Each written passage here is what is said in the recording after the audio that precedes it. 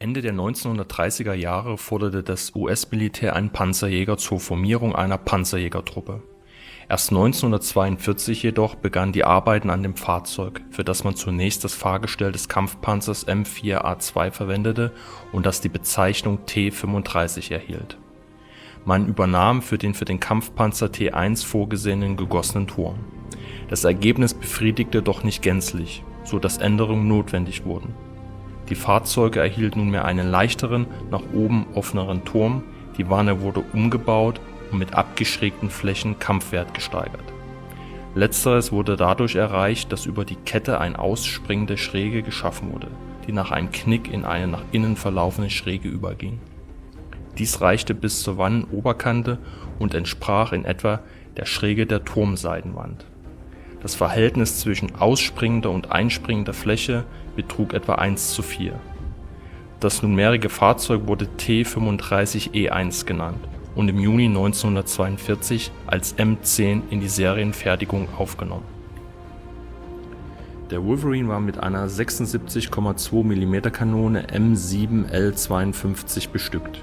Bei dieser handelte es sich ursprünglich um ein Flugabwehrgeschütz aus dem Jahre 1918, das so schwer war, dass am Turmheck ein Gegengewicht von 1134 Kilo angebracht werden musste, um die Balance des Turms zu gewährleisten.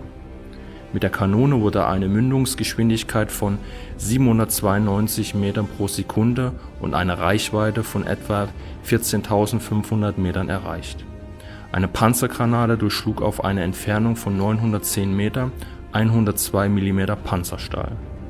Eine technische Weiterentwicklung war nicht mehr möglich. Aufgrund ihrer ursprünglichen Bestimmung verfügte die Kanone nicht über eine Mündungsbremse. Die Bewaffnung des M10 erwies sich als zu schwach gegen die deutschen Panzer vom Typ Tiger und Panther. Deshalb wurde er auf dem europäischen Kriegsschauplatz einige Monate vor Kriegsende durch den stärker bewaffneten M36 Jackson ersetzt. Insgesamt wurden alle 106 Panzerjägerbataillone der US Army mit dem Fahrzeug ausgerüstet. Da man mit der Zeit zur Überzeugung gekommen war, dass ein Panzer auch nur mit einem Panzer bekämpft werden könnte, stand die Führung dem Konzept der Panzerjäger und deren Taktik mehr und mehr skeptisch gegenüber. Aus diesem Grunde wurde der M10, obwohl die Panzerjägertruppe nominell noch mindestens bis zum Kriegsende bestand, mehr und mehr als Angriffsfahrzeug und Infanterieunterstützung eingesetzt. Anfang 1945 wurden die Panzerjägerbataillone in normale Panzerbataillone mit gleicher Aufgabenstellung umgegliedert.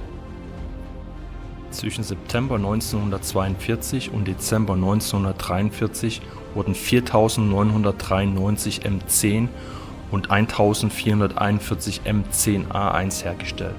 Etwa 1.100 Fahrzeuge beider Typen wurden in Großbritannien zum Achilles umgebaut